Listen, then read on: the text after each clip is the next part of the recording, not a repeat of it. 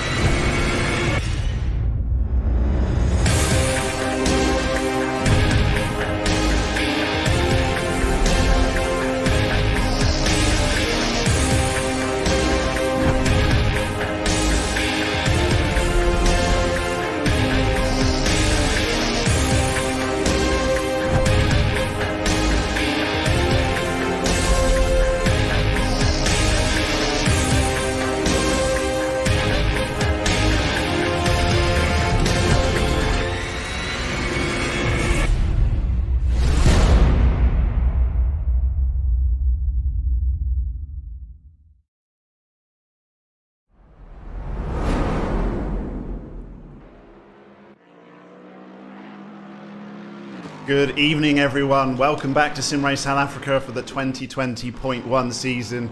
Pretty much halfway through the season now, and we're back in Assetto Corsa Competizione for the big Division 1 Round 4 race here at Monza. My name's Daniel Haynes, and as always this season, I'm joined by Nick Hodgson. How are we doing, Nick?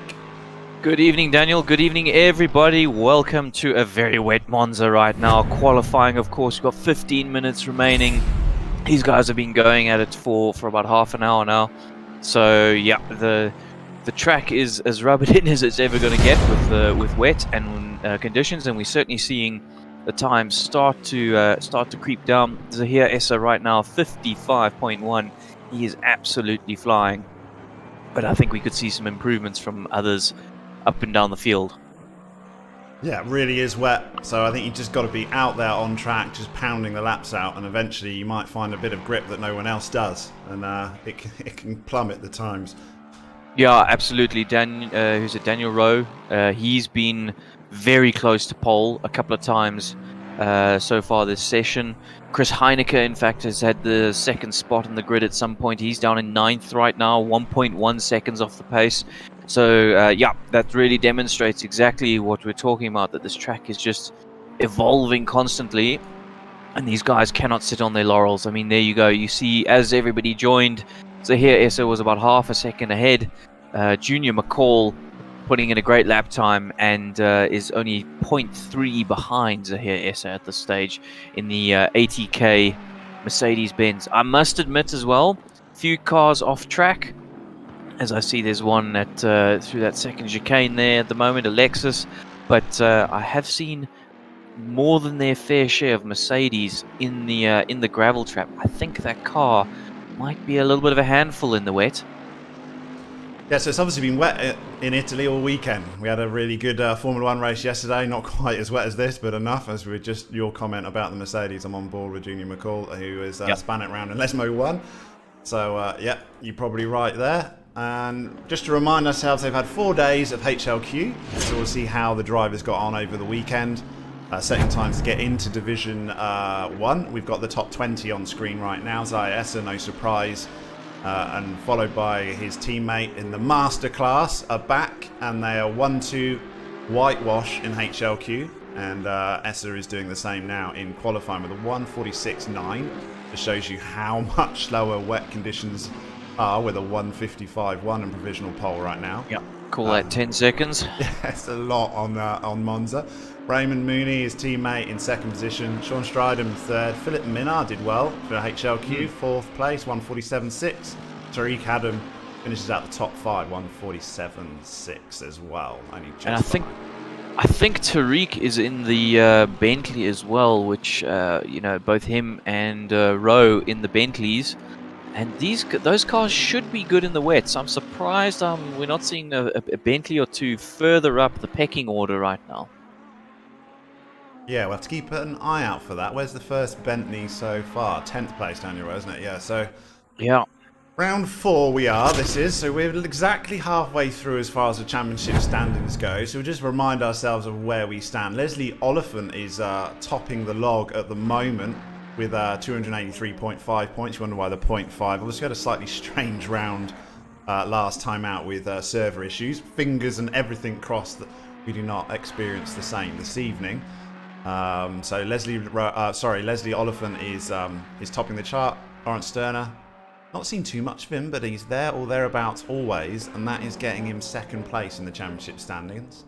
So very well done to him. Still plenty of time for those positions to quite drastically change, I think, as the drop rounds come in and the rest of the season goes. But it's just where we are right now. Well, exactly. So the drop rounds are going to play a huge part of this championship, and as we are I think this is the 4th round. Yep, round 4. So after this, remember, it's 6 rounds that make up the season, and your top 4 results of those 6 will count towards the championship. And therefore, after this round, so from round 5, we'll really see that leaderboard start to change, as some people who've already taken drop rounds will then obviously shuffle around. Yeah, it can drastically change towards the end of the season. But our current leader, Leslie Oliphant, who has been very consistent this season in every round, is struggling a little bit in the wet. He's down in 8th position. We're just riding on board with him now. 1 second off provisional pole. So we're Monza. We all know it so well. But let's have a quick look at the track layout. It's pretty straightforght. It's all turn one, really, isn't it? Famous. Yeah, got to be the most famous. And what happens at turn 1, we'll keep fingers crossed that people can get through there, but I'll be amazed. I'll be absolutely amazed if we get through turn 1 without a single incident. So I have had a chat in the drivers' briefing with all the drivers, given them a good stern talking to say, guys, watch out, turn 1. We are, and certainly I know the stewards are going to be looking very, very closely at turn 1 and certainly take a very dim view on any incidents that happen into turn 1. So tonight I'm expecting these drivers to be on their best behavior, but let's see what happens once that red mist descends. Could be anything. Turn 1 Monza, let's be honest, the most hated corner in sim racing, I would say. It's notorious. Curva Grande is awesome though, not too bad if you get a good exit out of there. Second chicane, not so bad, everyone sorted themselves out by then. Tricky Lesmo 1 and 2. Exit on 2, massively important, as is the exit on everything here when you've got a big long straight following it. Drag down to Ascari, big passing opportunity into Ascari if anyone gets a bad Lesmo 2. Exit on Ascari, those curbs can be brutal if you get the wrong line through Ascari. Yeah, I think we've all written cars off there, I think. Yeah, all written cars off there. But if you manage to get through Ascari without destroying your vehicle, you've got a very tricky braking zone into Parabolica, which nice wide corner, different lines through there, very much a passing opportunity. And if you get a good drag through there, if you don't pass in Parabolica, you will be back at your dreaded turn 1 and that braking zone. Yeah, absolutely. And Parabolica is also a place that these drivers can easily get it wrong. It's such a strange curve. It seems easy at first glance.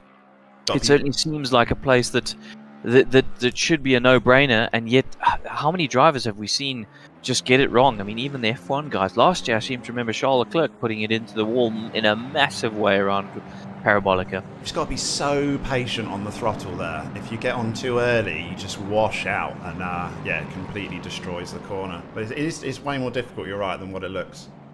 That's Monza, we all know and love it. I was actually stood at Curva Grande almost this time last year, week before Italy went into lockdown. Goodness.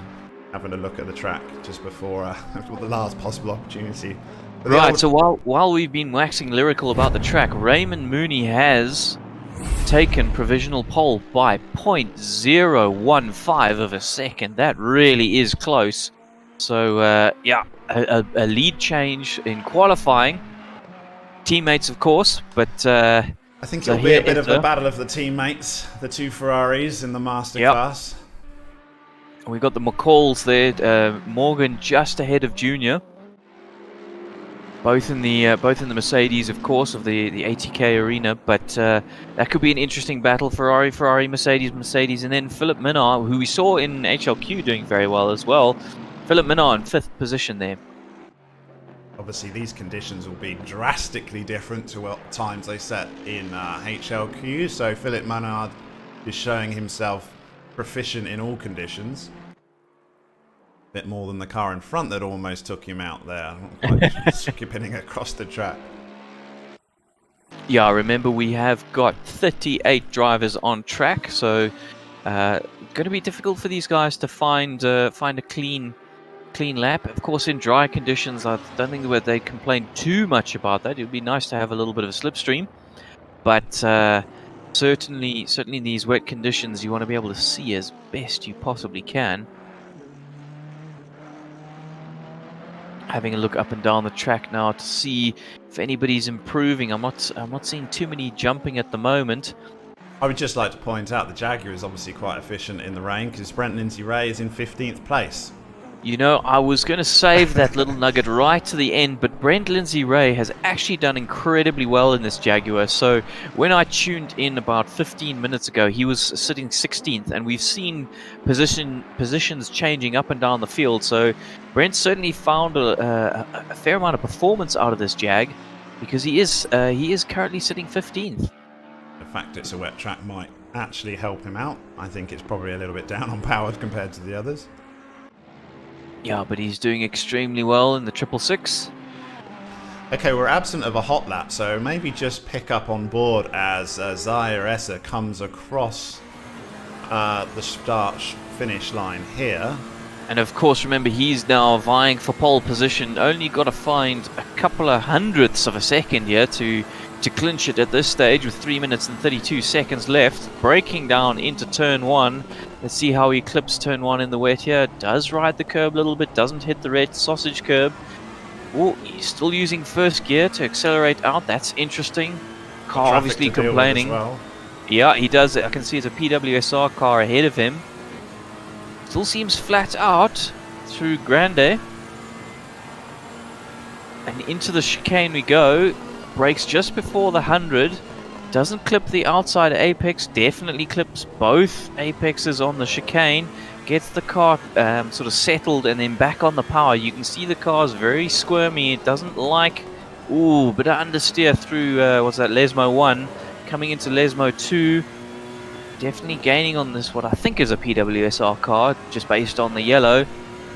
Let's see if it gets out the way. Zahir's not going to be happy about this. But if he's on a fast lap himself, it might be Chris Heineke, in fact. I've got him 0.2 up on his delta, so he is certainly on a fast lap here. Yeah, definitely the slipstream helping out. Ooh, almost clips those sausage curbs as we go through. Super slippery through Ascari. He's fighting the car, he's lost it. Yeah, that's it. Gonna have to regroup and try again. I think we stay on board though. We'll just complete the lap as he comes up to the braking zone of Parabolica. You're looking at the sort of end, it's got like a little tarmac area at the end here. Oh, it's not on Assetto Corsa Competizione. It is on every other sim. I use that as my braking zone point. So he'll be using markers instead. There's also on the apex, early apex of Parabolica, there's a little sort of pylon that I like to use as a throttle indicator before you start putting on the power. And that is a relatively hot lap from Zaire Esser. And I think I see Junior McCall. Apologies. I think Junior McCall has improved while we were on board as he's only 0.1 now behind the leader Raymond Mooney. So Junior really jumping up about 2 or 3 positions there. Philip Minnar as well in 4th now. He was in 5th. And Daniel Rowe as well. Remember the Bentley we were talking about a little bit earlier before, how they should be good in the wet, and certainly showing it now up in 5th. Yeah, obviously with 9 seconds down from HLQ times, there is so much time to be had. It's just whether you can find it. It's trying to find any morsel of grip in a corner. It looks, I mean, Ascari looked terrifying through as we railed on board with Esser. I mean, it just basically had no grip through there whatsoever. But that's probably where most of the time can be had.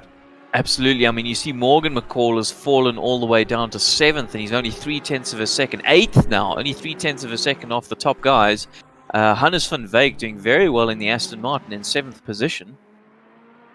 I've got Raymond Moody, Zaire Esser, and McCall all up on their deltas on my screen. So this is pretty much going to be last chance saloon as we got 15 seconds of qualifying. Someone could get... Junior McCall has just gone in pole position, 1:54.7. Everyone is up on their delta. Esser is half a second up, 0.6 now as he goes through Parabolica.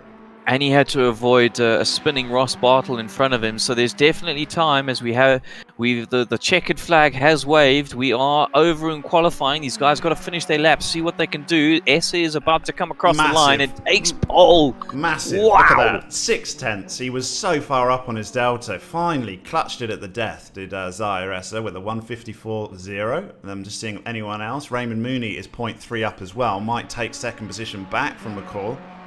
So I'm not quite sure what's changed exactly in the conditions, but they really have. Look at that, Mooney. Straight not finding as much. Rowe into 4th as well. So super interesting. And you feel like if there was another couple of minutes, this leaderboard had changed again. But Esser and Mooney just about clitched it from McCall. It's going to be very close and interesting to see how the conditions are at the start of this race when the next sessions clicks over. Yeah, Sean Stradom in 5th position currently in the Lexus, looking to improve as well. but he's on a flying lap right now. We'll see what he can do, but as you say, it's really about being on the track at the right time in these conditions, and Essa and Mooney were absolutely there. Sure. Essa putting in a fantastic lap. Oh, I see straight on, just gets a little bit sideways going through. He was 0.1 up on his Delta, but I think he lost it in Parabolica. Yeah. I don't think he's going to improve. No. But a very good effort nonetheless. Philip Minnaar as well, and Hannes van Wyk all doing fantastic times. We're used to seeing Tariq Adam a lot further up, but he's in 10th position. Same with Kieran Patterson in 11th. Marcus Steyn as well, 13th and 14th. Him and Chris Heineke, those guys we're used to seeing up. Isn't Lawrence Sterner our second place man in the championship? He's in 15th. Yeah. Or am I thinking of somebody else? No, he is. You're quite right. And Leslie Oliphant having a disastrous for him qualifying in 18th. So this race has really thrown it up for the books, and let's see what will happen as we now jump into the race. Okay, we're going to take a short break, but we'll be back for the race start. It does look like it's going to be a wet start, so it's going to be interesting as these guys frantically work on their setups, but we'll be back in 30 seconds. See you in a moment.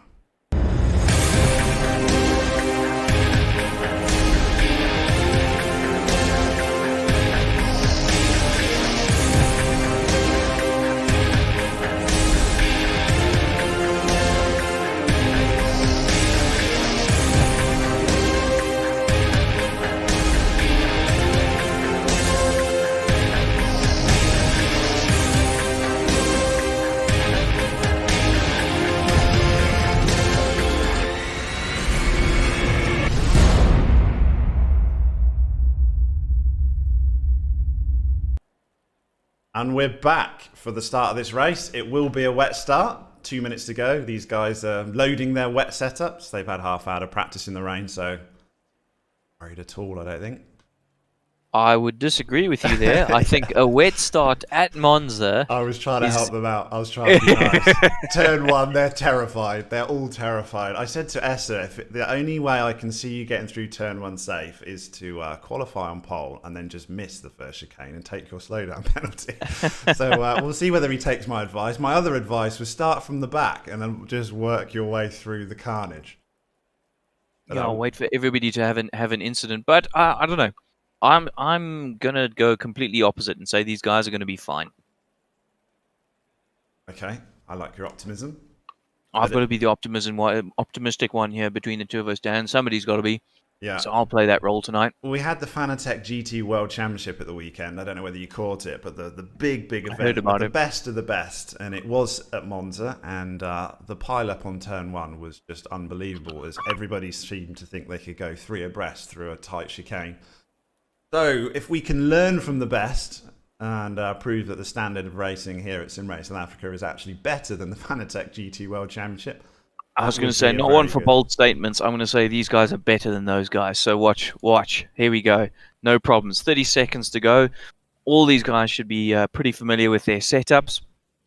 We're used to Ferraris absolutely dominating this with the sprinkling of Mercedes, but we've got two Ferraris, a Mercedes, a Bentley, a Lexus, another Mercedes, an Aston Martin, another Bentley. So we've got quite a good variety. The only ones really losing out seem to be the Lambos, down in 13th and 14th. Yeah, maybe the Lambo's a bit of a handful. We've got quite a few people on stream, so welcome to everyone. We've got a few very much look forwarding to turn one. I'm sure. On lap one. I think everyone's tuned in for the start of this race. Wet race, Monza, T1. I mean, where would you be nervous? I'd be nervous if I was Tariq Adams in 10th position. Yeah, absolutely. That's the nightmare place to be, isn't it? You've got a lot to lose. You've got into the top 10, but you're surrounded literally by everybody. So we'll see how Tariq Adam goes through as Zahir Essa takes us off on our formation lap. Yeah, you've really got to have trust with the drivers around you, especially in these conditions. They've done a lot of practice in the wet, though. This is not a surprise to the drivers. There's been a high chance of rain the whole time.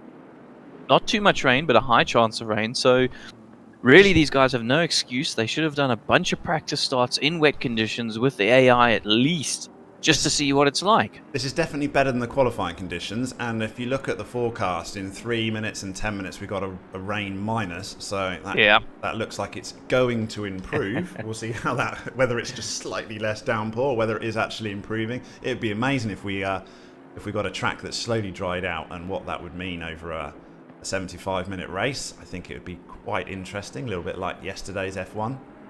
Yep, so I've chosen Sean Stradom in 5th as my man to watch, simply because I think he'll be in and amongst the thick of it into turn 1. You know, the 2 Ferraris ahead in Sim Academy, they're going to, Sim Racing Masterclass, they're going to really, they're going to have a good opportunity to get away. I see Zahir Essa, our pole man, of course. He's stretching his legs as much as he can, as much as he dares.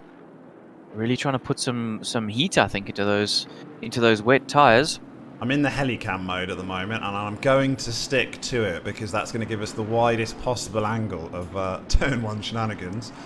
So we'll see as many cars through there as possible as Essa goes through Lesmo 2. Yeah, and I see the Lambos we were talking about, 13th and 14th, Heineke and I can't remember the other one at the moment, but they both we're quite far back, so just sorting things out. They have bunched up now, but there's a whole load of Patterson Works cars all together, isn't there? Marcus Stain, Dwayne Hall, Chris Heineke. They like to hunt in packs, do the Patterson Work blokes.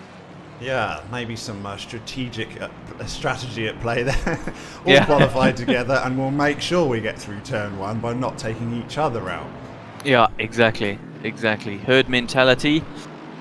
That never works. It's even worse. They'll end up taking each other out. Okay, through Ascari. We've got the masterclass going through Ascari. Much easier at these sort of speeds than will be on the next go round. We've got Junior McCall has actually just decided to just go through everyone. Now he's going to have to go back into his grid slot of 3rd position. Yeah, I've seen he's done that a few times now on the warm-up lap. Gone through or past Raymond Mooney. But, pretty sure these guys will have like a methodology of what they're going to do to keep tyres in conditions. So yeah, absolutely, and of course you can't run into someone in the formation lap. So certainly not in this ACC. As we see everybody go 2 abreast as we go through Parabolica. This is where it gets interesting. This is where all sorts of things start flapping as a driver. You are absolutely on edge. Dev786 said he'd be nervous in positions 4, 6, 8 and 10. I'm nervous just watching these guys, I have to say. I'm just a little bit on edge.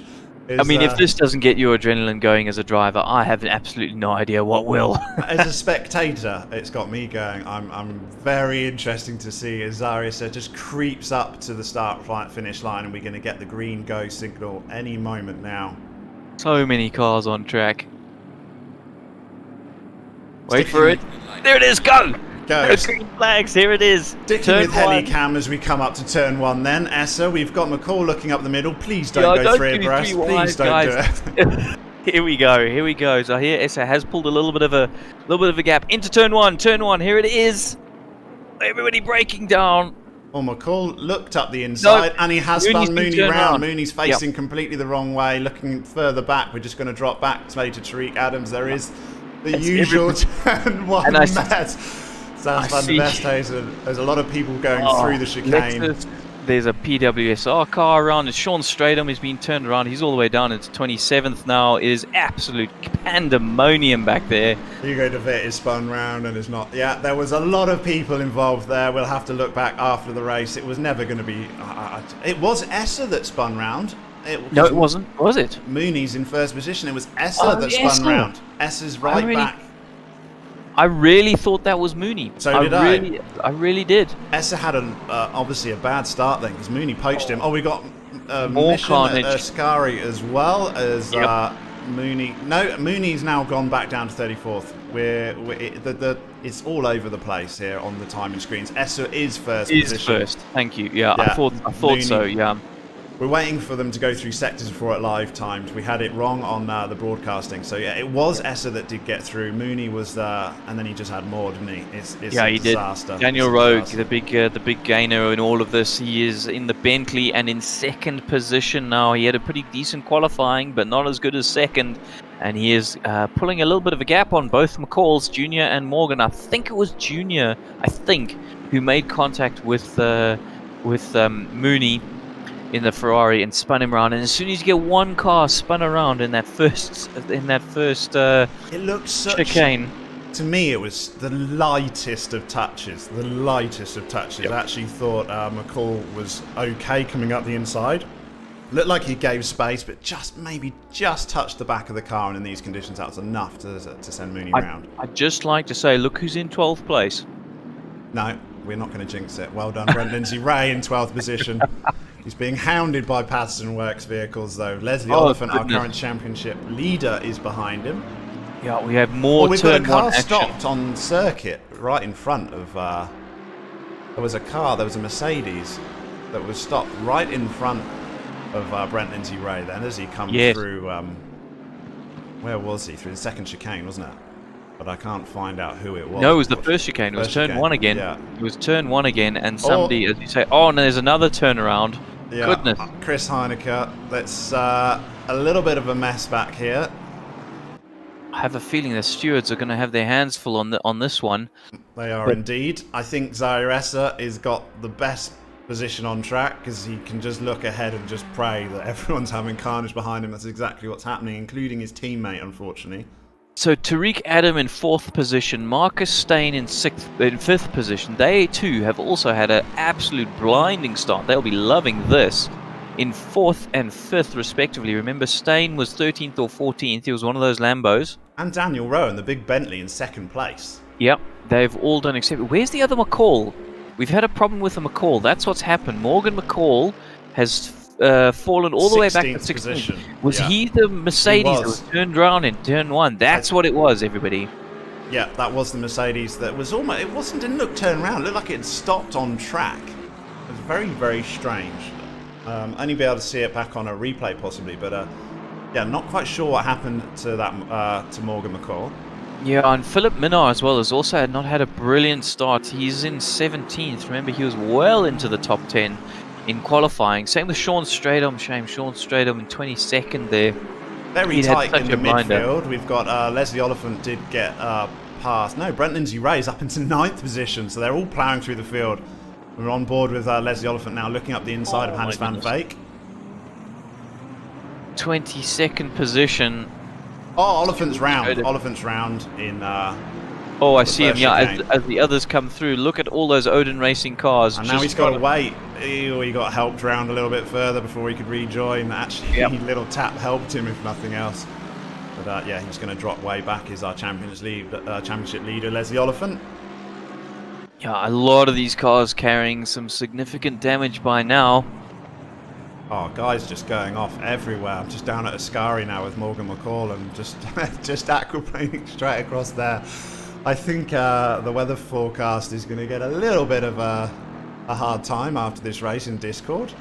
I disagree. I think these guys have had a lot of practice. I'm glad I just need to settle down. Just like to publicly say that I am here purely for commentary reasons only, have no involvement whatsoever in any server settings.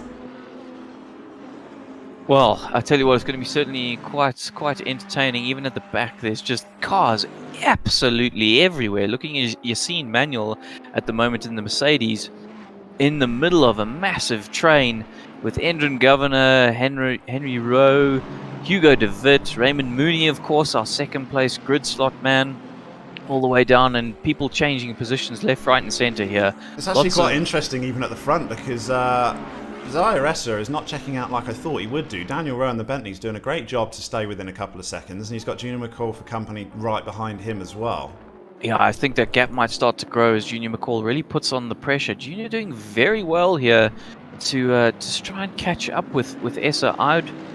If I was a betting man, I'd say Junior's slightly quicker than Essa at this stage.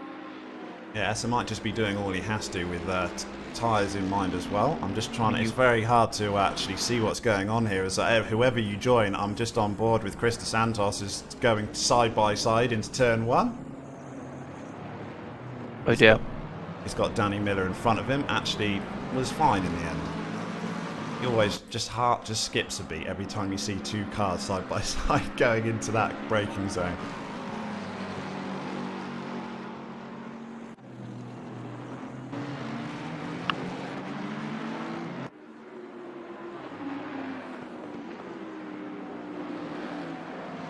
I do believe Brent Lindsay Ray might, no, he's dropped back to 9th. I think he was up into 8th positions at one point. It's just movement throughout all over the grid. Sas van der Westhuizen, what a race he's having, up in 7th place. Bit of a topsy-turvy leaderboard we've got here. Essa still leading it though, with 2.5 seconds from Daniel Rowe. Junior McCall is right behind, and still keeping pressure on Daniel Rowe and the Bentley, just trying to keep out of his spray as he goes down to the parabolic braking zone. Marcus Stain finds himself a little bit on his own in 5th position, and Chris Heinecker is the leader of the Patterson Works cars. Brent Lindsay Ray has managed to get up into 8th position and is trying to fight back Dwayne Hall as the gap's less than 3/10 in the Jag. Well done in the 2012 car. I mean, if he can get a top 10 position, that'd be incredible. Yeah, in that vehicle, I think that's as good as a win, isn't it? So he's loving Monza. I mean, it's a powerful car, to be fair. I think it just struggles in the corners a little bit, doesn't it? So maybe this is a track that does suit it. I suppose many people have done a lot of testing in it to actually figure that out. See guys just in the background, Jason Isherwood having a little cheeky look up into the braking zone of turn 1.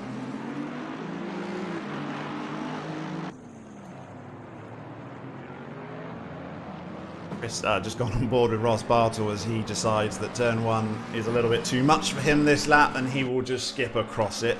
So probably will be having a slowdown to deal with. Yeah, I see McCall's dropped a little bit back from Rowe now. The gap's 7/10 of a second. Having a look at where everybody is. Brent Lindsay Ray, of course, in a huge battle at the moment with Sas van der Westhuizen. Although Sas is running slow. Something's happened with Sas van der Westhuizen. Looks like he just moved out the way for Alexis for some reason. And certainly following some interesting lines at the moment. I wonder if there's a problem with that car. Yeah, he's dropping back from that Lexus as well, isn't he? Yep, big time. As I see, who's that? McCall going side by side and through. Looks like McCall has managed to take Isherwood. Wrong McCall I was on there. Morgan McCall, yeah. Yeah, apologies. There are too many McCalls out there. I mean, I am playing favouritism, but I mean, it is worth a mention that Brent Lindsay Ray up into 7th place now. This guy is a man on the move. Yeah, I don't know what's going on. Like, how is he managing this? Even though he's got Hall all over the back of him. I think he just made a pass on Hall, though, didn't he? So he actually took the place. He's in the pit. What? No, they're not in the pit, so apologies. Yeah, the screen might have jumped a bit there. They go through the pit straight. Doesn't look like the rain's pretty consistent. Doesn't look like it's changing much. We got a rain minus in 3 minutes, but then light rain in 10 minutes. So does look like track conditions may improve. Only 10 minutes into this race already, and I think we've had enough action that combined from the first 3 rounds. Yeah, absolutely. But everybody seems to really be sticking with it. I see 35 drivers on track out of the original 38, so that's pretty good. And people are settling down now into their places, aren't they? It must be a little bit easier when you've only got to deal with 1 or possibly 2 cars rather than a whole grid as people stretch out.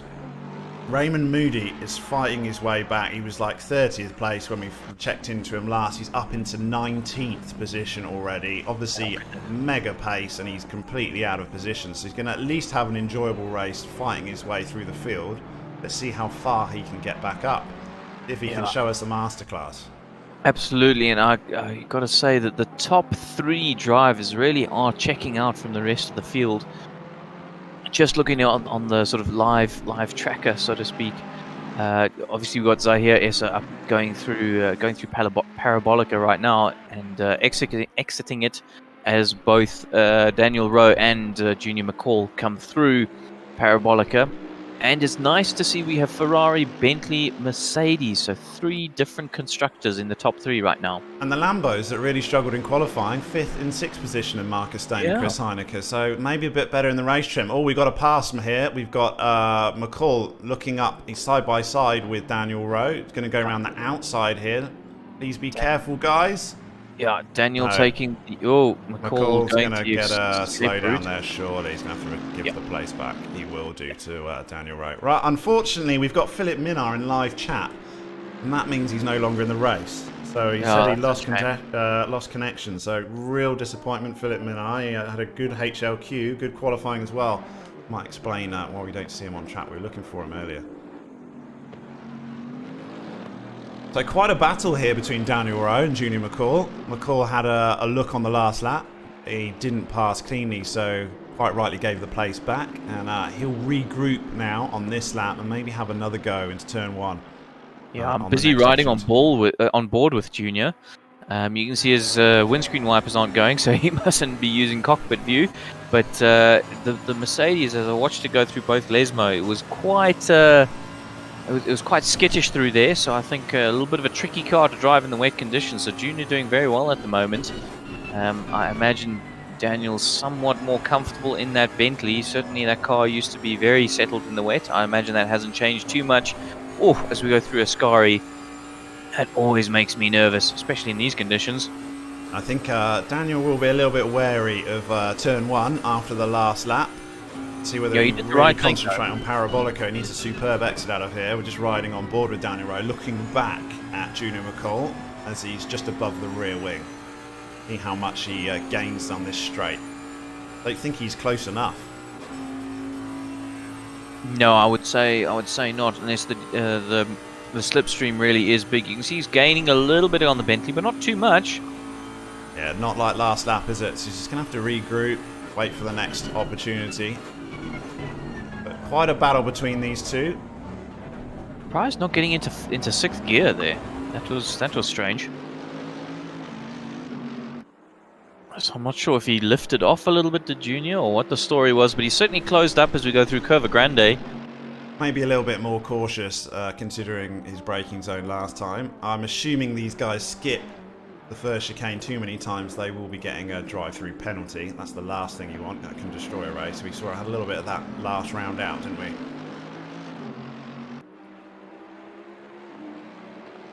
Tariq Adam up into 4th place as well, having another blinder and another Bentley. And Morgan McCall's managed to fight back into 7th position as well. So he dropped back and has recovered already. He's taken Brent Lindsay-Ray, who's now dropped back into 8th place. Yeah, I mean, if Brent can get a top 10 position finish, I think that'll be an absolute win for him. It's like a YouTube fan favourite. It's like rooting for Lando Norris in F1, isn't it? We're all happy to see him on the podium. But yeah, purely for the fact that he's picked the oldest car in the game, I think, and is running in the top 10 is quite a feat from Brent Lindsay-Ray.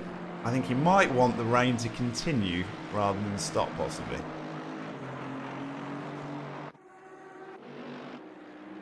Just checking back with our battle with Daniel Rowe and Junior McCall.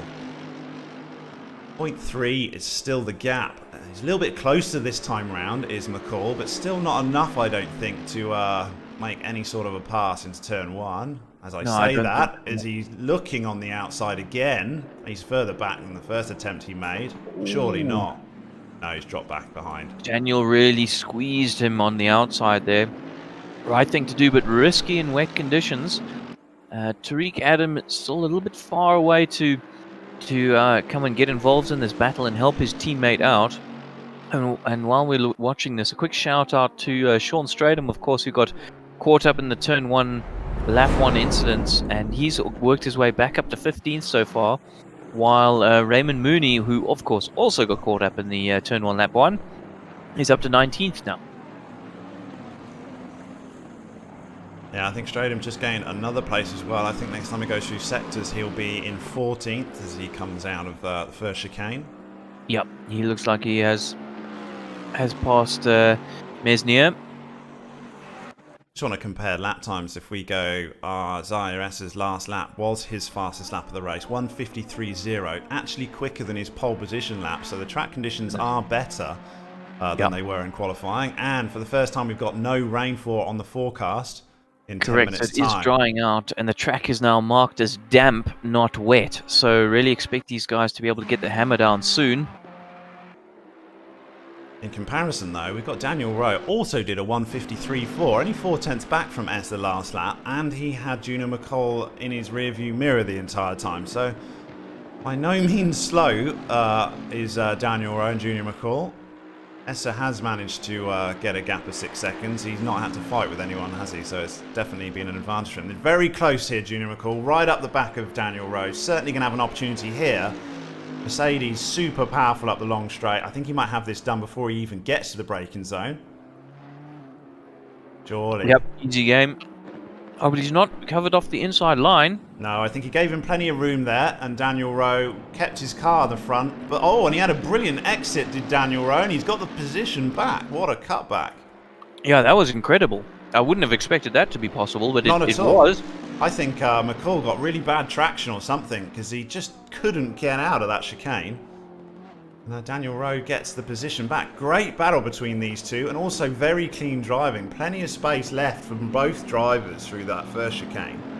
Yeah, this is fantastic to watch. As I see, we have a yellow flag for car 80, who is Oosthuizen in 32nd position. Unfortunately, has had a little bit of a spin. I see Lawrence Sterner has taken his pit stop down in 35th position. So either repairing damage or deciding an early pit stop is a good idea. We're considering the track is drying out at the moment, and we're soon expecting it to become fully dry. I mean, surely you would think you would stay out for as long as possible, knowing on the forecast that it's going to dry. Yeah, and as I see that Sterner takes through to the escape road. Well, actually not the escape road, more like over the bumps. Clearly just struggling a little bit on whatever tires he's put on. I can't see what tires he has, so I'm going to assume for the sake of TV that he's on the slicks. Yeah, you think it's probably dry enough to go on him? You'd want to delay it as much as possible. You feel like if he's pitted already, it would have been a forced pit stop with damage. Took me a while to find Sterner because I didn't realise he was in 35th place. He'll be gaining places with pit stops though, obviously, so not a true reflection of his current standing. All side by side again as we go back with Junior McCall. They seem to be side, and he's going to be ahead once again into the braking zone. Will he get? He looks surely he gets a clean exit. Now that Bentley is powerful through that chicane, but McCall has moved up into second position. Been working on that pass for about 5 laps. Very patient. And a nice clean pass there from Junior McCall. So see whether he can start working on reducing that gap to Essa. Yeah, and I think Junior's got at the moment has the quicker car underneath him. We'll have to see what happens when the track conditions really start to change. However, where the Bentley is quick is not really going to help Daniel Rowe with an overtake. So I'm really expecting Daniel to be quick through these Lesmos, but although actually Junior seems to be pulling out a nice gap on him already, or about 4/10 of a second at this stage. And certainly down the straights, that Mercedes is going to be almighty. We've had a request from chat to just join in with Jason Isherwood, who was trying to track down Brent Lindsay-Ray. Got the gap down to about half a second to the big jag. So a bit of pressure from Brent Lindsay-Ray. I think this drying conditions might not actually suit him. He'll be trying to hold on to his positions rather than gain more, I think, but we'll see how he goes. Plenty of time still left in this race, 54 minutes. You can see the windscreen wipers of Isherwood going absolutely bananas at the moment. You definitely know he's racing in cockpit, and half a second between them right now. That Lexus is fairly quick down the straights, but that Jag just seems to be super powerful. And Brent seems to have no problems keeping his position right now. You can see that that Jason is able to keep a much tighter line through the parabolica, although it gets a little bit squirrely as he gets on the power. But that Jag just pulling away. Look at that. Quick in a straight line. It is quick in a straight line. And we can do a lot of name and shaming with the windscreen cheat, can't we? So there's a lesson for anyone for another wet round. If you drive in chase mode or bonnet cam or any other ridiculous cam, at least put your windscreen wipers on so you can't get caught out. So I see Zahir Essa is coming up against, it looks like Flip Van Sail. There's going to be a blue flag pass maneuver happening very soon as Essa comes through the second Lesmo and now looks down towards the Ascari chicane. But first time he's had to deal with another car on track so far, so he's had a nice clean start, just what he would have wanted. Not so much from his teammate. Wonder whether they're on radio together. I imagine they will be. That's the kind of professionalism that these guys tend to show. But Raymond Moody, he was 19th. He's dropped back to 20th place, so he might have had another incident. He's trying to gain back now Manuel in 19th. Yeah, you see him doing very well in the top 20 here. Oh, you can see Mooney getting all up behind him. Very lucky not to make contact there. And you've got Chris Santos in the PWSR car ahead of them. I think it's a PWSR car. I just look at yellow and I think I think it's a PWSR car. Yeah, but yeah, definitely. Must be, but you see Manuel also doing very well. Oh, Mooney gets all kinds of sideways coming out the second Lesmo. That Ferrari's looking pretty second-hand as well, isn't it? He might be looking forward to a pit stop as Raymond Moody, get a bit of repair done as well. We know he's had a few bumps and shunts. He was facing completely the wrong way and just had to watch an entire grid drive through him, basically, on lap one. Yeah, I mean, there's barely any rain on his windscreen anymore. Yeah, it's about to stop, isn't it? And it'll be interesting to see how quickly a dry line forms. We are on 3 times progressions, just as a reminder, so it will form a little bit quicker than you might realise. So the window to move on to dry tyres will be right down to 1 or 2 laps to keep it optimal. The guys will be looking out for the best possible time. I'm expecting a massive stampede into the grid. In fact, I've seen somebody in the pits. It's car 20. Ross Bartle. That's it. Bartle is in the pits at the moment. So he's clearly decided now's the time to... I imagine surely he's going to go onto the dry tyres. There's no reason not to at this stage. Yeah, maybe... Yeah, be interesting to watch Ross Bartle when he comes out, what sort of lap times he's doing. His fastest lap of the race is not being quick, 1:55 flat. Down on quite a few other drivers. So just trying to remember that 1:55.0 for Ross Bartle if he's the first person to show their hand on the slick tyres. Yeah, unfortunately, Ross has not had the most amount of luck in that McLaren. Very few McLarens racing in this current season, and certainly Monza is not going to be its strong suit. And in the wet as well, it's going to be a challenge, I'm sure. But I see who's that. Zahir Essa coming past Bartle, putting a lap on him. I'm just riding on board with Daniel Rowe, who looks ominously like he might be on the inside going into turn 1. He's certainly not let McCall drive away from him. Not quite close enough this time round. Yeah, I'm surprised he wasn't properly in the slipstream now, unless you know what he's doing, cooling his tires. Yeah. So these guys clearly struggling at this stage. Track is marked as damp. That hasn't changed. Currently there is a bit of rain, but in a couple of minutes we're expecting that rain to have dissipated, and this track will dry out very quickly, I'm sure, with 35 drivers on track right now. McCall and Rowe are quick though, because we've got Zahir Essa's fastest lap of the race is now down to 1:52.85. McCall's even quicker, 1:52.83, and Daniel Rowe 1:52.87. Matching lap times within a tenth, these top 3 at the moment.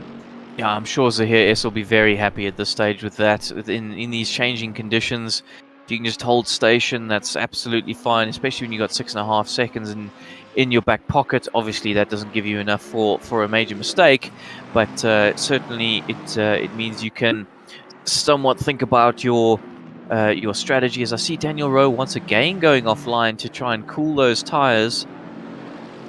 Yeah, on my screen, the rain stopped Oh, looks like we got a back marker getting involved here. But back marker getting out nicely out the way. That was almost detrimental to Junior where they caught him. Nothing wrong with the back marker themselves. McCall is so far off the racing line to keep his tyres cool. He was almost compromised his entrance into parabolic braking there. Yeah, I mean, I've stayed on board with Daniel Rowe for almost the whole lap now, and I must admit that Daniel does more tire cooling than Junior. Although just off in the background, sorry, whoever that was. But yeah, no, Junior does seem to be starting to cool his tires a little bit more. Maybe taking a leaf out of Daniel's book at the moment. He knows he's got the straight line speed. Doesn't need to worry too much about the slipstream. Oh, as Daniel goes very deep into turn 1. So I'm starting to think drying conditions. I mean, the rain has stopped now. We have actually got a bit of a racing line on track already. We've missed S it. is in the pits. S is in the pits. Yeah, S is in the pit. I was just about to say, when are people going to pit? And I saw it on my broadcast that S is in the pits. So our leader is in. I suspect that might be perfect. I was a little bit... I was expecting McCall or Rowe to come into the pits as they were cooling down from Ascari and thinking, well, they'll come around Parabolica and one of them will dive in, but they didn't. They carried on for another lap. But S is in first. And I think he's got... Is that Chris DeSantos? No, not DeSantos. It's PWSR Lexus. Heineke, I think. Ahead of him might be. No, not Heineke. It's a Lexus. Yeah, it's unfortunately no live timings until they cross a sector. So it's one of the PWS cars, though. So Junior McCall takes provisional lead of this race, or temporary lead, but we'll see how they go. Depends whether Essa does get held back in traffic. Just see where he is. Yeah, he's up behind a couple of Pattern Works cars, isn't he? Yeah, so it's looks like... I hate this live timing. Come on, Leslie Oliphant. Is it Leslie Oliphant? No, it's a Ferrari. Yeah, I think it's Leslie Oliphant, and ahead of him is I think it's Chris DeSantos, actually. Yeah, I think I was correct in my DeSantos. No, it's not. It's not. I really cannot stand ACC. No, but hang on, your steam manuals is in a Merc. It's a Lexus that's ahead. It must be a back marker. Yeah, maybe it is a back marker. Anyways, I hear Essa all over the back of them and going through now.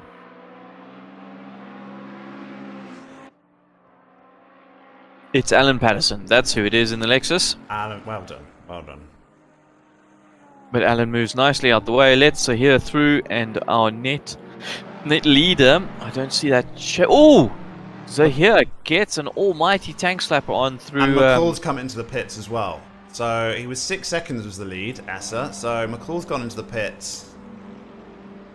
Now there was talk at the start that Monza was definitely a track possible where you didn't have to change tyres, but obviously everyone's going to be changing tyres this time round with the changing conditions.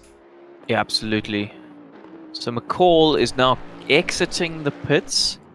He is he's probably a couple of seconds away from being able to drop the hammer properly. Past the start line now. It's definitely going to be ahead as they come out. McCall there, we see just entering. It's not far, is it? It's not far at all. I think Essa has a net loss there. Certainly the gap is no longer 6 seconds.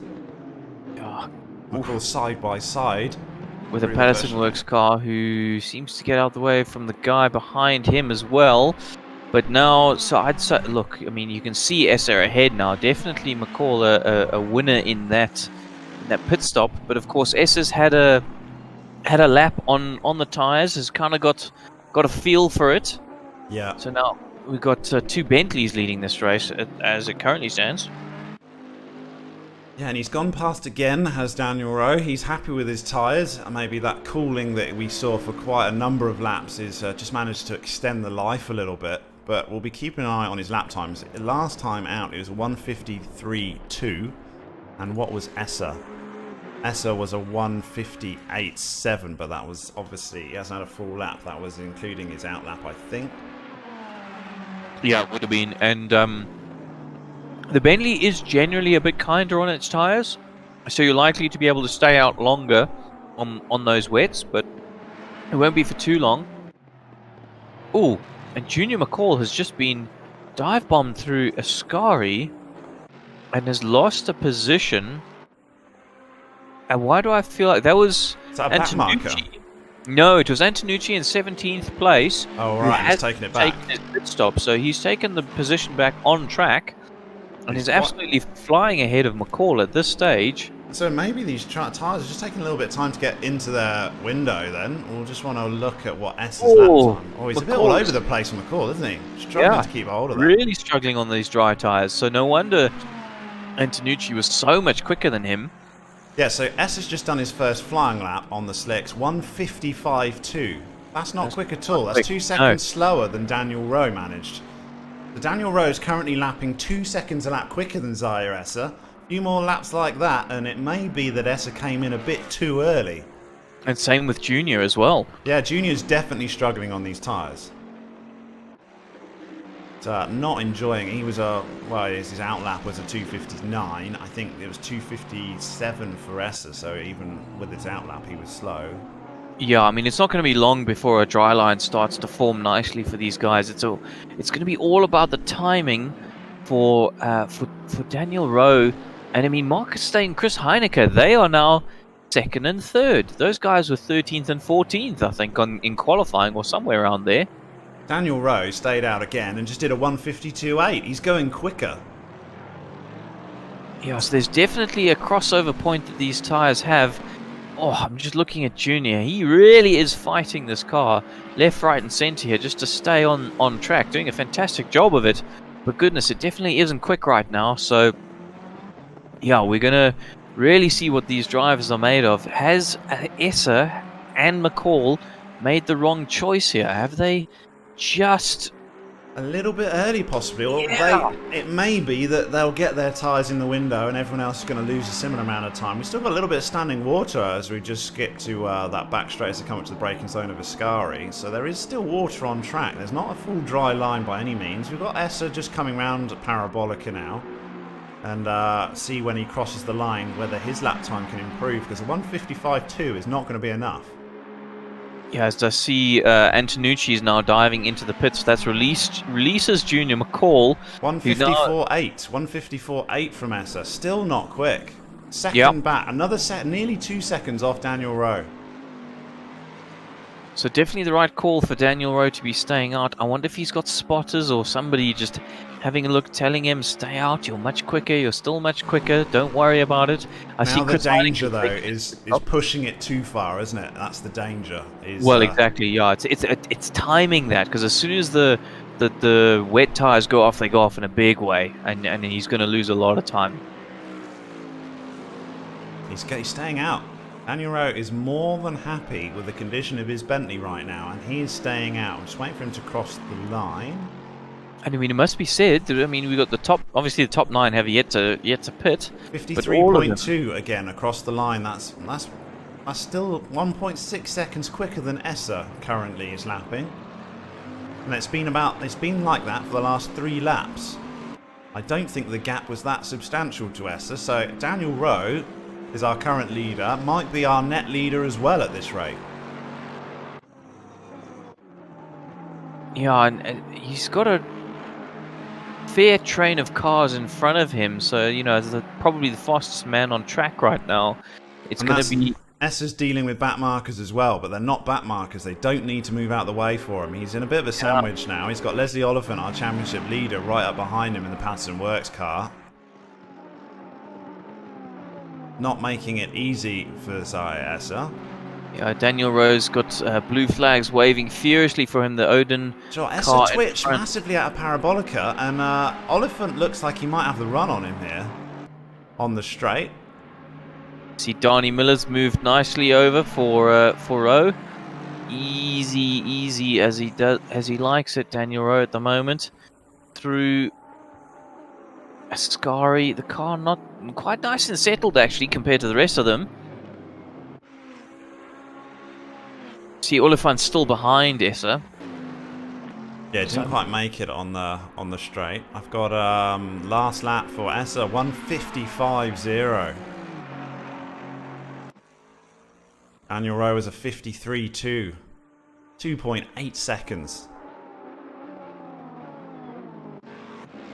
few other cars in the pits. We've got Chris Santos in the pits, Manuel and from 12th joins into the pit lane as well.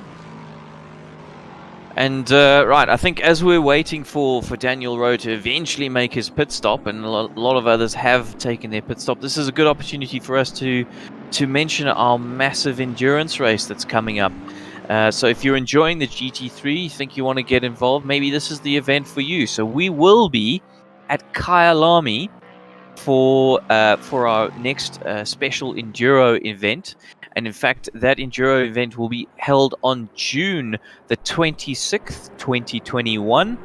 As I said, it'll be at Suzuka, and it'll be a 3-hour solo mini endurance race. So you won't have to switch drivers. But here's the thing: we will have 100-car grid for this race. So it's going to be an absolute epic race. We really want to see what happens putting 100 cars on grid. I think it's going to be a huge amount of fun. Saturday, June the 26th from 9 a.m. to 1 p.m. So come along, join up. We're in fact testing out the beta for the simracing.gp community. So that'll be a big help to those guys as well, really help out the wider sim racing community. Simrace SA, of course, is looking to move on to simracing.gp. Just helps us manage all the admin at the moment, and possibly get a couple of few more stable servers as well, and just going to be an all-around fun event. So Suzuka, June 26th, come and join us. It's going to be magical. Yeah, 100 cars on the grid will be pretty epic, and it's not Monza Turn 1, so you can enjoy Kyalami a little bit more, I think. But I can highly recommend anyone that hasn't done an endurance race. Row in the pits.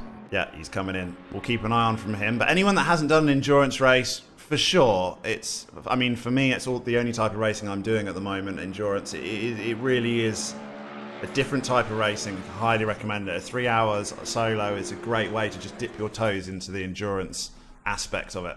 So we're really interested to see where Daniel Rowe comes out. I think he might have done enough. He was like 2 seconds a lap quicker for a good 5-6 laps than Zaya Essa. So where is Essa? On the back straight.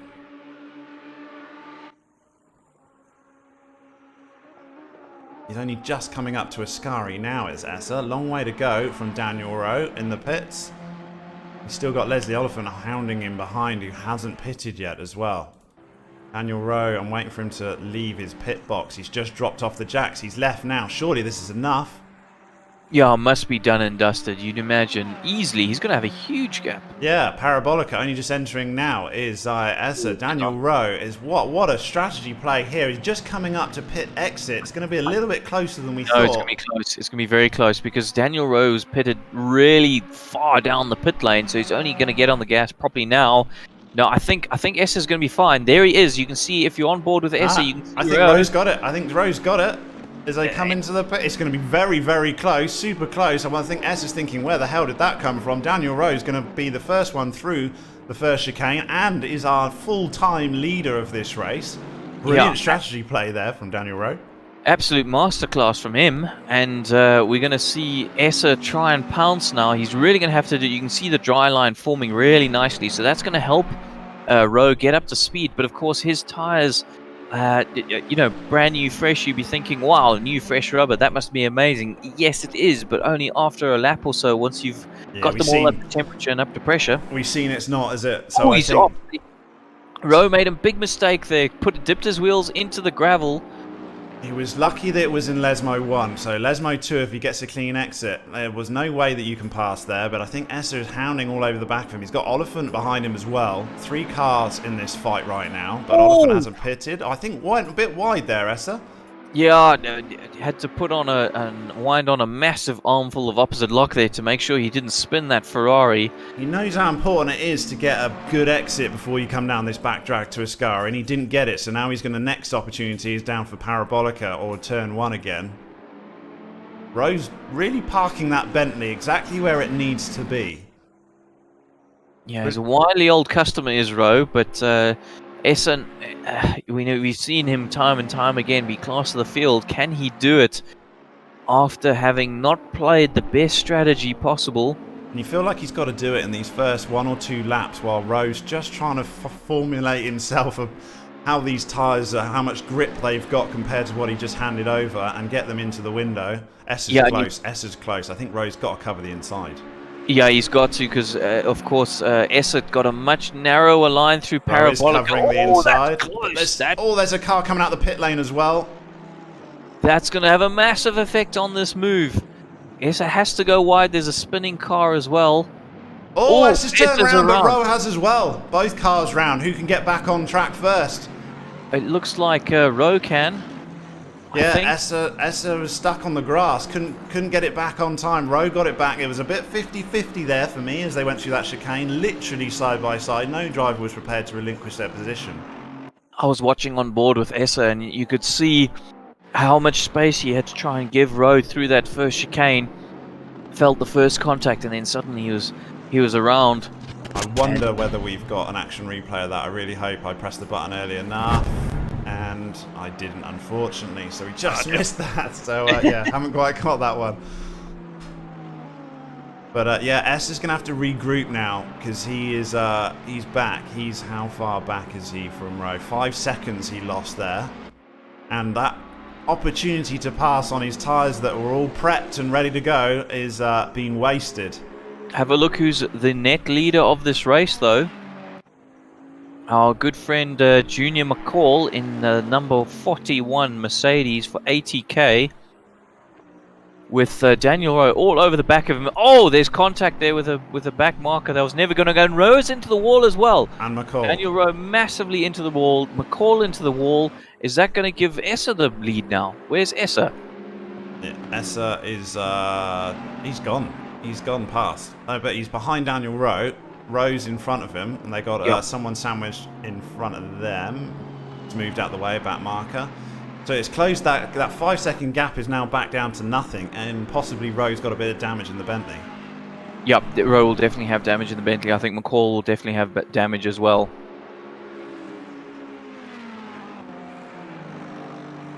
Got a few drivers that we've got Raymond Mooney, got himself all the way up into second position because he hasn't pitted.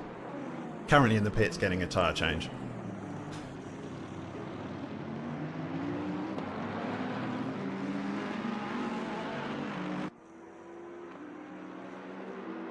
Right, so as you say, Mooney in the pits. Of course, he was our second place man on the grid. But we've now got Mesnier in the Bentley. He's leading currently, not yet pitted, 22 laps in. Surely those wet tyres must be taking an absolute pounding right now. I can see him sliding through Ascari. He must be thinking about pitting very, very soon. Leslie Oliphant as well, our championship leader for PWSR, is he's doing very well, but not pitted yet. We've got a big dry line forming on track now as the sun comes out here at Monza. The end of this race, last 30 minutes is certainly we're gonna finish on a full dry track. Track conditions has shown us greasy. I think we can appreciate that. Similar conditions to the F1 race yesterday. Certainly looks easy. It's not in the car, I'm sure, as you're trying to fight for that grip, and it's going to be changing throughout the track. Get slightly off the racing line, and you're going to lose grip. Yeah, absolutely. Zahir Essa now looking down the back of Daniel Rowe once again. 8 tenths between them currently. I think that gap is going to have shrunk by the time they come across the start-finish line. Fantastic drive from Rowe, though. Really is impressive in the Bentley. Been a good race-pace car as the Bentley, as we see Tariq Adam is also up there in 5th position. As Mesnier and Oliphant have now dived into the pits, we'll have to see where they come out. But I think they may have left it a little bit too long, but we'll see. Yeah, I'd imagine they have, but you never know. May have worked for them. F's are certainly now 9 tenths of a second, so Rowe slightly quicker on that last lap, it seems. Fascinating. And a dry line race, definitely formed. Really enjoying this mix of strategies and what the weather's played in and how lap times. We had Daniel Rowe had about 4 or 5 laps, which Esser would totally be unaware of, where he was just a couple of seconds a lap quicker than Esser. I can't imagine Esser would have been too pleased as he come out the pit lane and suddenly saw a Bentley in front of him. I'm thinking, what on earth is that? Definitely not. No blue flags either. Yeah, it'll be interesting to know if Essa knew that Rowe was that much quicker than him while, once he'd taken his pit stop.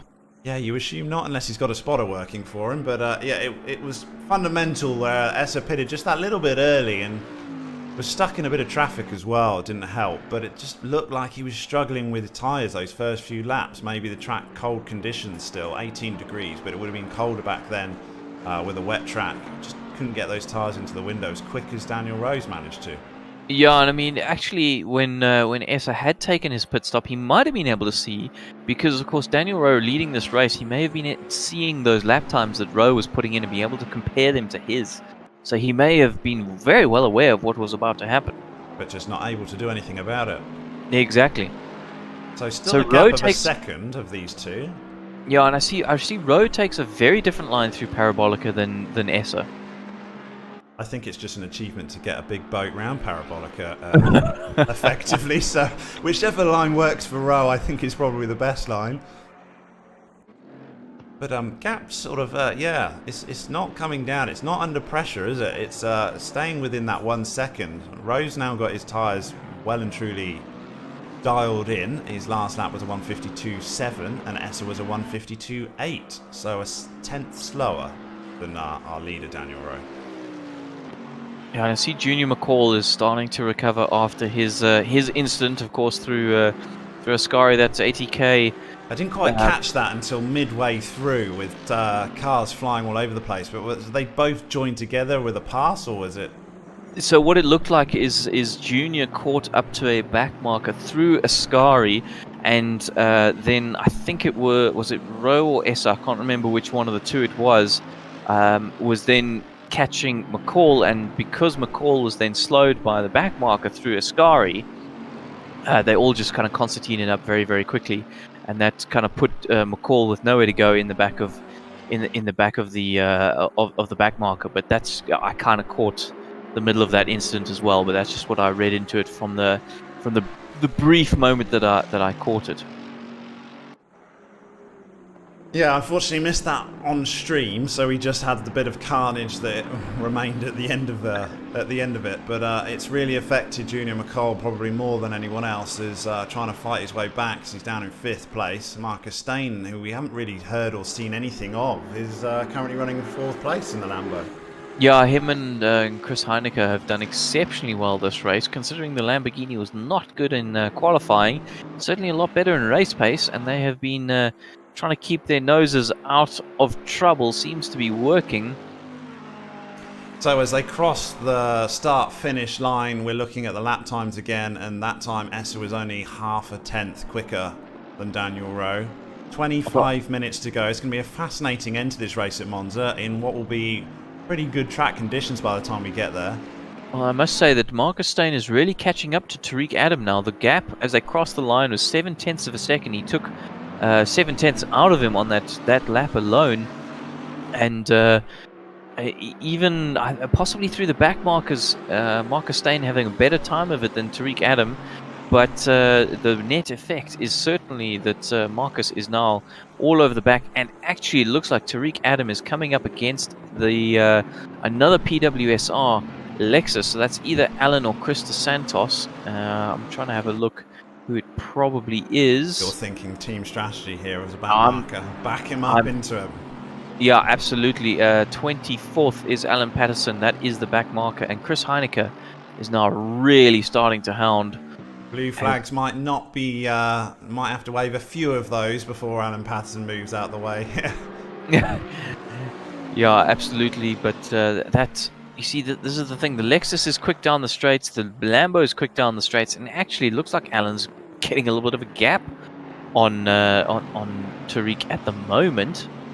Remarkable change in track conditions though. It looks a glorious day now here in Monza as the track has got a more than a dry line, and most of the back straight from Ascari is completely dry. Yeah, fantastic day for a race. I think Alan Patterson's probably going to move over in down this back straight. Chris Heineke had a horrible Marcus Stain had a horrible Ascari, and that's why he's fallen back. There's a bit of a gap now, isn't there, from Tariq Adam to, I think there's a bit more than surely Alan Patterson will just hop Off the side. Into the braking zone of turn 1. Apparently not. No, but he's not close enough, to be fair, Adam, is he? He's not close enough at all. That's the problem with the Bentleys. It's not particularly fast on the straight. I mean, it's no slouch, but it's no Jag. Put it that way. Just a moment of silence for the Jag. Just a little moment of silence for Brent Lindsay Ray, who was praying for it to rain throughout the race and having an amazing race. Now it's dried out. He's dropped back into 18th position, I think. Yeah, still top 20. I mean, that's really not shabby in that Jag. Pretty Maybe solid. some people need to take the Jag in the Enduro 100 car race on the 26th of June. I mean, that would be fantastic to see. Guaranteed stream time for anyone that does do that. If you're in a 100-car field and you're the only Jag, you might get a disproportionate amount of stream time allocated to you. Yeah. Okay, duly noted. Maybe I must take the Jag and come join. Yeah. Okay, where are we? Tariq Adam, we're still got the battle. Looking at the front, it's now half a second to Esser, who's right up behind Daniel Rowe as we've been looking elsewhere. That gap from a second has dropped down to 3/10. You know, you wonder if there's been some backmarker drama, so to speak, in that sometimes as the leading car, it's more difficult to work your way through the backmarkers. And I think in the full dry conditions, surely it favours Esser and the Ferrari, who is known to be quick, posted our fastest HLQ time, pole position sitter. Yeah, getting a little squirrely through Parabolica was Esser, but that Ferrari must be so quick down the straights. Surely. He's feeling the grip. He's feeling the grip, isn't he? And his times are plummeting. That was his fastest lap of the race, 1:51.4. And I mean, a Ferrari at Monza, you must be getting a little bit of extra speed down those straights through because of that. Look how close he is up beneath that. 3/10 quicker Bentley than wing. Daniel Rowe on that lap. Yep. So he's going to be in real fighting chance in maybe 2 more laps' time. Yeah, I've decided to ride on board with Zahir Issa just to see what his car's looking like. Is it twitchy? Is it nice and stable? We saw the Ferrari pretty twitchy through a lot of these chicanes in the wet conditions. Zahir, of course, a driver who has no problems keeping hold of something like that. But Daniel Rowe, through the chicane, seems pretty fast. Oh, through the Lesma, there looks like a bit of understeer there for Issa. Really fighting the car. And through the second Lesmo, oh, look at that, almost in the gravel. Just managing to hang on through Lesmo 2. We've seen a couple of times Essa do that. Yeah, it really pushes Lesmo 2, but I think the exit is so vital for a fast lap that you sort of have to. Going through Ascari now, see the difference between the Bentley and the Ferrari.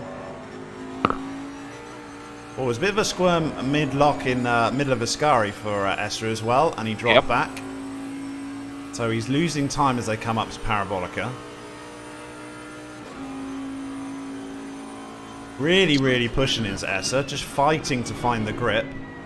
Lap times are still down as the track conditions say greasy. I think you can see it is greasy. It's not easy. They're looking for the grip rather than just being offered it to them. Yeah, and we've got to watch out for track temperatures as well. So the track is now up to 19 degrees Celsius, which is not hot by any stretch of the imagination. However, in the wet conditions, it was only around 14 degrees, so that's certainly a fairly big swing.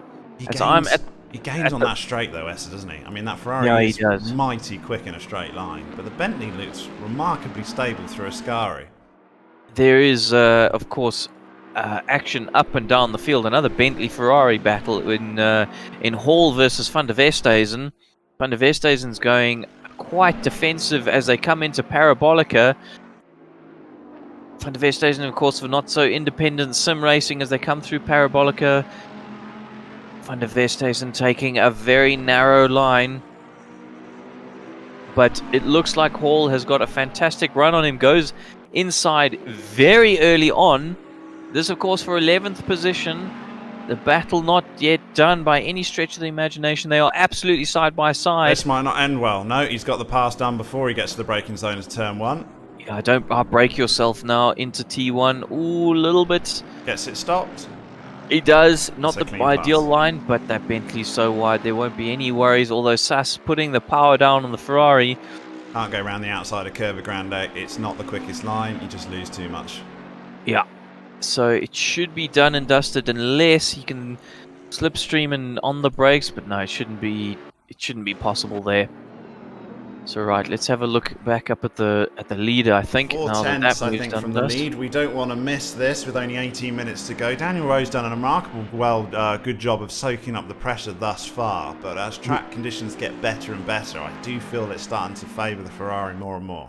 Yeah, we have seen that Daniel Rowe's been good on the defensive. You see popping out there, not giving Essa the slipstream. Essa, to be fair, not following him for the slipstream. I wonder why. Must be a little bit easier to make the Bentley wide. I mean, it's already pretty wide, but trying to block take the inside line, big, massive bus, nice, easy. It's a good car to defend in, I think, put it that way.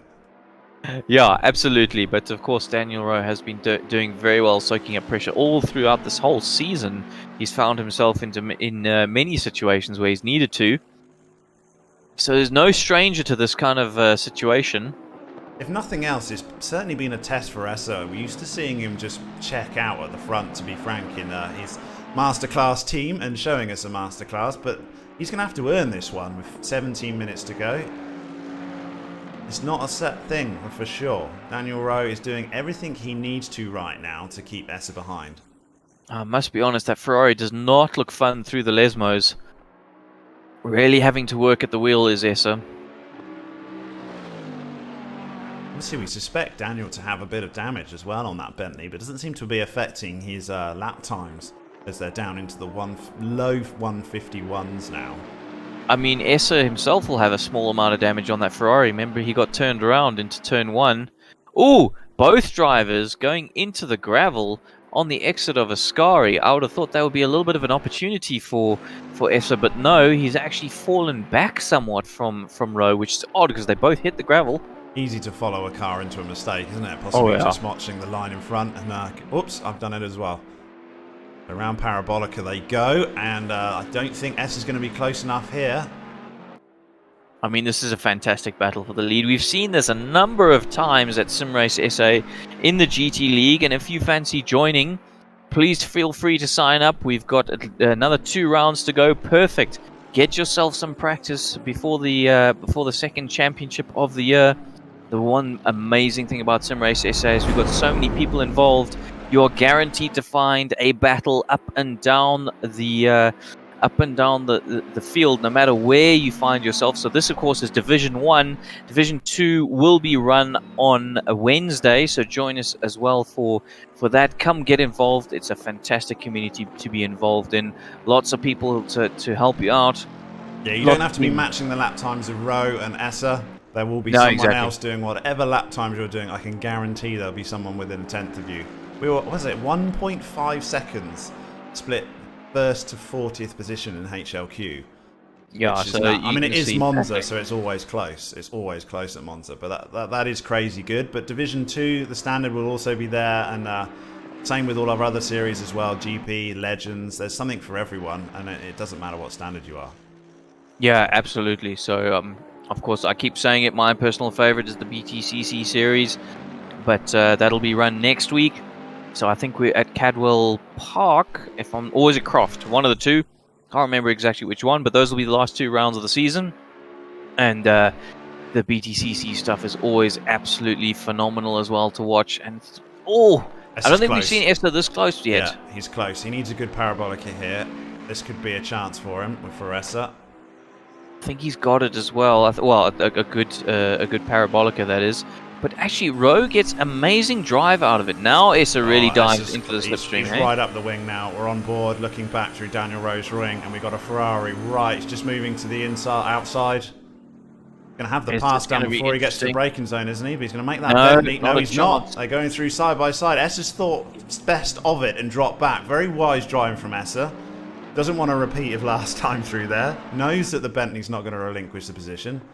Also, that Bentley is incredible on the brakes. That's what I found driving it a couple of seasons ago, is that you could brake so much later than everybody else in that Bentley. I don't know what it is. Doesn't get unsettled by the curbs as easy as well, does it? So if you just nick a little bit too much curb, it's not going to flick you around. Well, exactly. Rides them just that little bit better. Yeah, Essa was cautious there. Very cautious. He did well to pull back and maybe regroup. Knows he's got 14 minutes to go. Probably confident in his pace as the track conditions improve. Track conditions now say fast. And they Yeah, are. so Essa 149.8. First guy into the 49s. we've got Tariq Adam all over the back of Marcus Stain. This is for third position, the last place on the podium. Marcus Stain, no I'm just stranger sticking to with a Essa podium. because Essa's going to put a move here. Is he going to Ascari? No, he's dropped back there as well. He was certainly close enough. Sorry, we'll drop back to Marcus Stain, who's Not a problem. Tariq Adam, as I say, all over the back of Marcus Stain, hounding him like you can't believe as they come through Ascari now. Of course, Tariq Adam will have the much better car through here, you'd imagine. Just pressing the gravel on the outside. Yeah. Yep. The last podium position at play here between these two. I'm worried missing a pass from our leaders as well because Essa is so tight up behind Rowe through Parabolica. Surely this time. And we've seen Essa's got the quicker car down the straight, but Rowe's always had a pretty good Rowe's weaving drive on the straight now, trying to break the toe. It's not Yep. going to be enough, surely. Essa's on the outside. He's clearly ahead of the Bentley. He's going to be ahead into the braking zone. He covers the inside. Goes inside. Switch back from the Bentley. No, Essa was very what he got. He knew he was ahead, and he covered the inside, and that got Essa the pass. Yeah, a fantastic move there from Essa, really showing the sim racing masterclass in himself. And off he goes. Now he's got to really start to try and build a gap. So now we can go back and see how the podium will finish with Tariq Adam and Marcus Stain. Though it does look like Tariq Adam has fallen back a little bit from Stain, although I expect him to close up through these hard to tight, keep the gap that sections. close because there's not much in between it. You can park a smart car between these two cars. See, Stain brilliant Lesmo there from the Bentley. He's looking up the inside already. There's no room chance. for move there. No. He's unsettled Stain though. That's what he did. He unsettled Stain, made him better drive. Tariq Adam's going to be ahead as they go into the Ascari braking, and he is.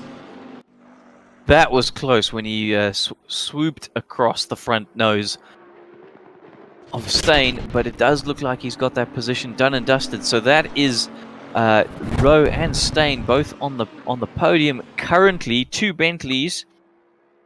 Yeah, they weren't the qualifying car, but they've certainly been the race car, haven't they? The Bentleys. Also the Lamborghinis. I mean, Stain in fourth and Heineken come from nowhere. That's fantastic. Junior McCall, who was right up there, has just struggled to gain back his pace. Maybe he's just battling with his damage that he sustained because he's not managed to fight his way back as we thought he would. He's still in 5th place, which is where he found himself after the incident, and is good sort of 20 seconds back from our leaders now.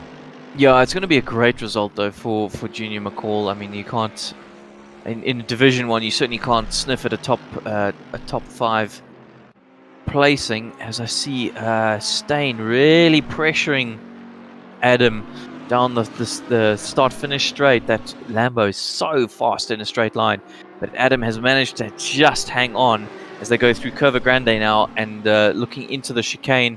I think Stain's got the pace because his fastest lap of the race is a second quicker than Tariq Adam in the Lambo.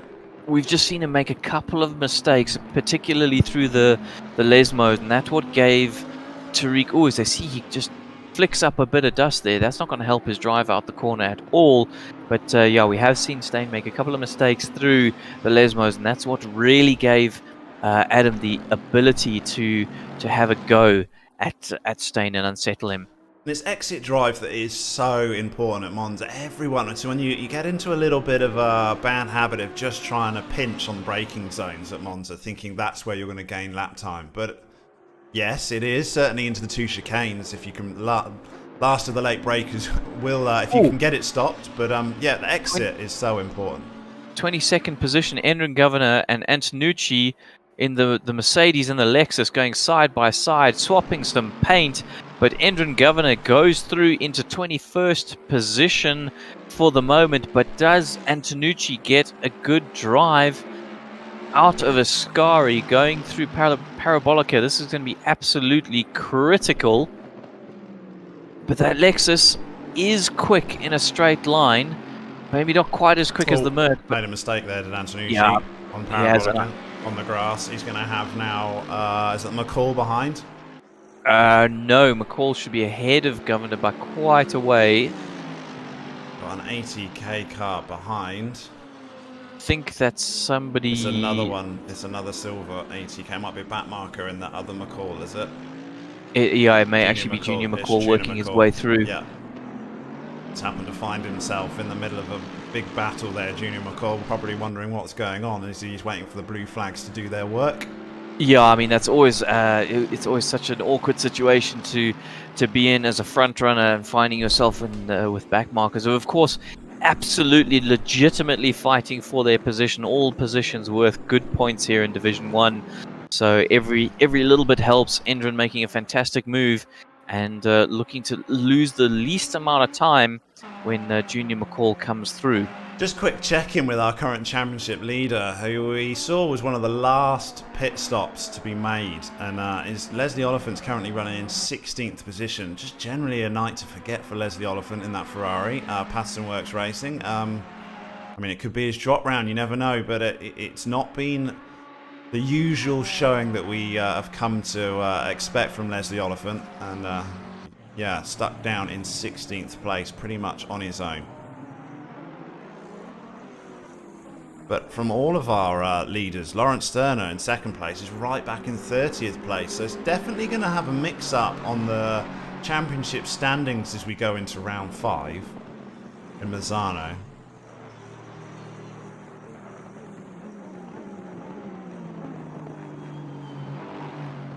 So I just had a quick look at Brett Lindsay-Ray in the lone Jaguar, and interestingly, his top speed down the start-finish straight is on that particular lap, the one I happened to check, was 270 kilometers an hour, and Zahir Esser in the Ferrari, the 2020 Ferrari, was also 270 kilometers an hour. So very, very interesting that. We just had a little sneak window that Jaguar might be a little bit of a treat in the wet, possibly, because I mean, Brent Lindsay-Ray was just forcing through the field at the start of this race. And yeah, really I feared as incredible. the track conditions changed that it would have an effect on him, and yeah, he's only gone backwards since then. I'm just comparing now to the Bentley. Guaranteed, you never know. Well, exactly, and Yeah. just having a look at the Bentley, let's see what sort of speed that achieves down the straight. It was about 265, so it's about 5 k's an hour slower than than both the Ferrari and the Jag down the start-finish straight. Of course, that Hall may have got a particularly good or bad exit. This isn't by no means scientific, but just interesting. I mean, it's for only us all Monza, watching. so you don't particularly need the world's best cornering vehicle. You just want a car that can brake well and get on the power easy. And yeah, possibly might be in the wet at least. That might be a forte of the Jag. Well, exactly. I'll have a look at Marcus Stein now in the leading Lamborghini, see what he achieves down the start-finish straight. Of course, still hounding Tariq Adam, only 0.4 of a second between them. Adam goes very wide through Parabolica. Stein tries to keep it tight, doesn't quite manage to hold onto the car nicely though. So in the slipstream might gain him a little bit, but didn't have the best exit at Parabolica. So really weaving down the straight is Tariq Adam, trying to break that toe. 276 is what I saw for Marcus Stein. So the Lambo's quick. Yeah, the Lambo is properly quick down that straight. I'll keep an eye on a Mercedes, see what that gets to. I mean, he's really fighting back, is Marcus Stein now, Tariq Adam. He's right up the back, and he's going to have a look, I think. He got a good exit there. Out of Curva Grande, into the second chicane, and they'll go into Lesmo 1. Just want to try and hold the back of the car through these two corners. Nothing you can do here for a pass. All about not taking too much curb and running too wide, but carrying as much speed as possible through Lesmo 2. That's just about perfect, I think, but from both drivers, so I don't think there was any net gain either way. We see how quick that Lambo is in a straight line, that you just feel that if he can tuck up behind in Parabolica and just get through there, that he will have a great opportunity into the turn 1 braking zone. Well, exactly, because I mean you've got what seems to be the slowest car on the straight from what I've seen versus what looks to be the quickest car on the straight. especially with a slipstream. He Goodness. loses time through Ascari, though, doesn't he? He's always comes out Yeah. of Ascari just back. That Bentley's been good through there all night. Yeah, it's because it's so good over the curbs. Yeah. You can take so much more curb in the Bentley, and it then doesn't get as badly affected. But look at this. This is close He's now. close. Yeah, he's close. You got Tariq Adam will hold the inside line, surely. No. Oh, that was close. Manages to dip into the inside line and just whistles straight past. Steyn had made up his mind he was going inside no matter what, and even if it meant going across the grass. But that's a great move by Marcus Steyn. So the Mercedes only seems to be managing around 266, which is about what the Bentley's doing, which is quite surprising to me. I'm gonna have a look at a Lexus of Wesley Ferrand in 7th position. See what the Lexus can manage. I thought the Lexus was quite quick, although it seems to be really struggling. Kind of 268 is what Ferrand is able to manage down the straight. Was also one of the very, very late pit stop, and it's worked out for him because he's just slowly moved forward throughout this race. 7th place, I think he'll be quite pleased with that, Will Wesley. What's he doing in a Lexus anyway? Surely he should be in an Audi. Maybe his view is the closest thing? I don't know. Well, there's no Audis on the grid, so he probably tried and it just didn't work. Yeah, exactly. No, so you've seen Manuel in what seems to be a non-damaged Mercedes is able to do 270 down the straight. So I think Junior McCall is really suffering from that damage. Yeah. So what did you clock Junior McCall at? About 265, 266. Yeah. So he's losing time all the time, isn't he? Yep. Because he dropped back from that little shunt and he's just not being able to recover at all. Speaking of dropping back, Daniel Rowe is now 4.7 seconds behind Zahir Essa, who is absolutely monstering this track right now. I just thought it was inevitable as track conditions now finally say optimum with only 2 minutes to go. Is Zahir Essa the fastest guy in HLQ, the fastest guy in pole? Is as soon as your track conditions are there, then it was been a monumental task to keep him behind. I think Daniel Rowe did a stellar effort to do it for as long as he did. Yeah, absolutely. I see we got in 9th position Raymond Mooney behind Jason Isherwood. Not seen much of him today, have we? Apart from right at the very start, but it's a recovery drive. The Ferrari looks like it will need recovering at the end of this race, to be honest. Not in the best of conditions, as he's trying to poach another place from Jason Isherwood in 8th. But a good Tom 10 finish this would be, recovering from virtually the back of the grid. Yeah, the after being worst spun around into start. turn 1. Oh, is he going to try and make a move? No. Oh, but he's forced. You see, that's clever. He's forced Jason to go super wide. He gets the cutback. Wow, look at that. Yeah, classy pass there from... Oh, no, it was a classy pass until they had a little tap together. But Mooney this time finds himself carrying on, pointing in the right direction. We'll move up into 8th place.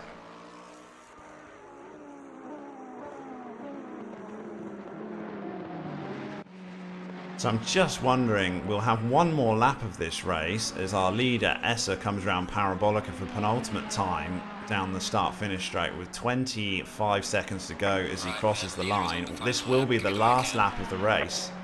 Essa would have been surprised at how close this was, I think. I don't think he would have expected when he come into the pit stop with a 6-second gap. Well, it wasn't 6 seconds to Daniel Rowe either, was it? It was 6 seconds to Junior McCall. So yeah. when he come out of the pit stop and he suddenly see a Bentley, I'm like, where did that come from? Yeah, absolutely. I mean, having a look at Tariq Adam, who's still trying to pressure Steyn, absolutely giving it everything through Parabolica. Rear tyres lit up, burning red hot. Huge amount of opposite lock, just trying to get anything he possibly can to try and attack Steyn. Steyn having a fantastic race. I'm pretty sure he's going to be the happiest man on the grid, I've got to be honest. Coming from sort of 13th all the way to 3rd. Yeah, what a race. Superb. In a Lambo that was not competitive in the wet qualifying conditions that we had. Just come to him, kept himself out of trouble, and that's all we need to do here at Monza. I don't know how you do it. Sometimes it's just pure luck. But yeah, that's what you've got to do for a good finish. Just survive the first 2 or 3 laps. Yeah, the racing god's definitely on Steyn's side tonight. So we've got Essa comes through Ascari for the very last time, runs just a touch wide, touches the gravel, but it won't bother him in the slightest as he comes down to Parabolica.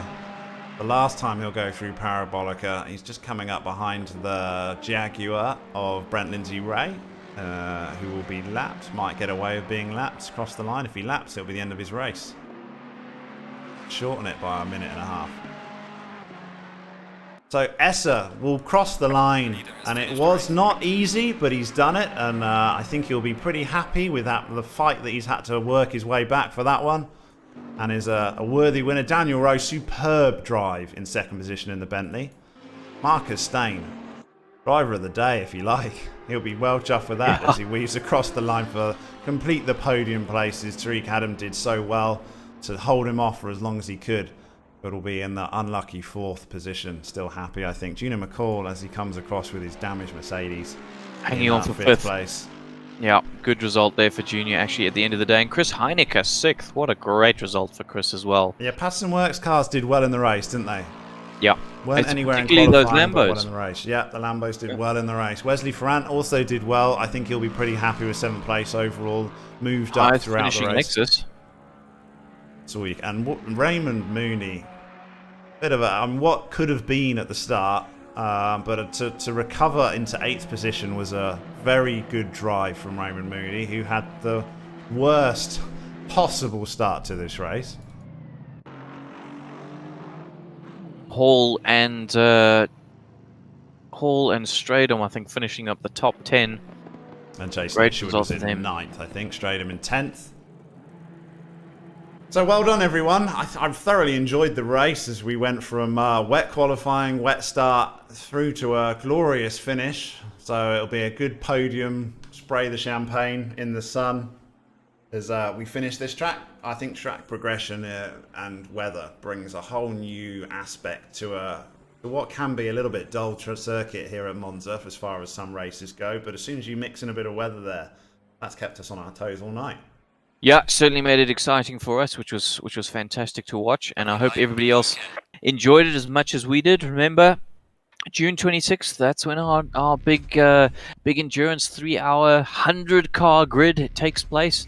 Please, everybody, join. It's going to be a huge amount of fun, and yeah, get involved at SimRace SA in the league as well. Would love to have you here. Yeah, and as far as other series go, we've got next week is it you say it's a BTCC championship, so everyone can look forward to that. Sign up to a bit of touring car front wheel drive action. Well, unless you take the BMW, obviously. Yeah, exactly. So it's going to be wonderful. It will be at Croft next week, followed by the finale at Cadwell Park on the 2nd of June.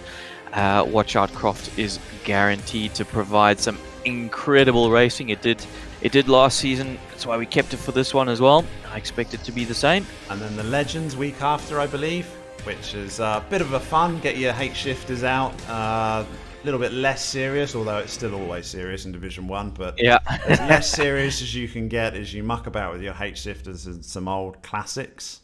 Indeed, that'll be at Daytona, and then of course we have the stalwart, the GP series in the F3 cars, and guess where we are? It's Monaco. That's going to be interesting. I can tell you that for that's free. That's gonna.